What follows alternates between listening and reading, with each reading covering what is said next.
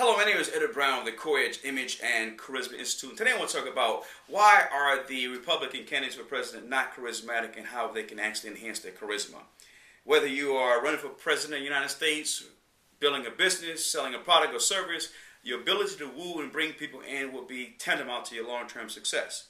And so the fact that that's not being done currently will lend itself to saying that we have to do better and move forward to be more inspirational if we're going to sell anything from being president of the United States to a product or service. One of the things I want to also address is that when you talk about the president of the United States or head of a state is always setting the stage for how we do business and how people will engage the process to want to do business with us.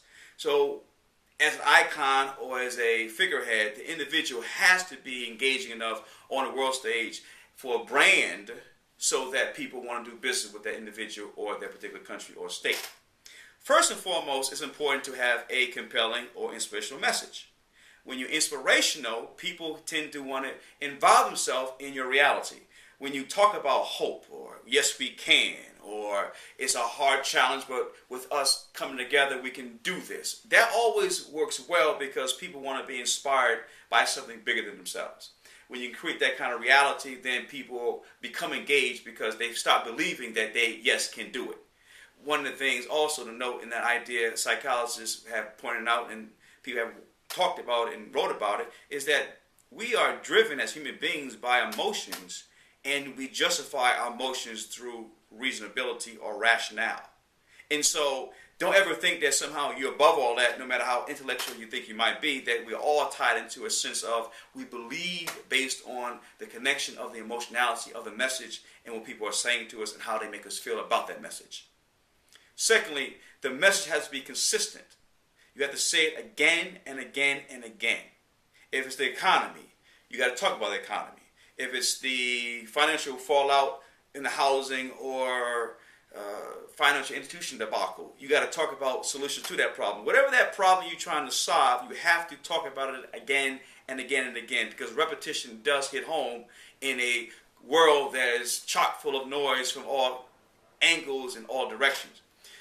Thirdly, give us a sense of how your administration looks, how your idea looks, how your product or service looks as it relates to solving our problems or fulfilling our needs.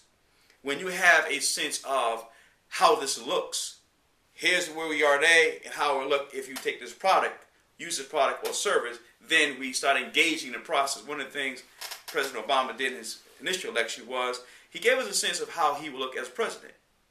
On his logo, he had the Obama logo reminiscent of Air Force One. For those who were surprised or uncomfortable with a person of color being president, he started showing how you can assuage your fears and how it would look if I was president of the United States. He went over to Europe and spoke to 200,000 people to give a sense of how he would look if he was commander-in-chief in foreign policy matters. All these things were marketing strategies to give us a sense of how we look and make us feel comfortable about the possibilities.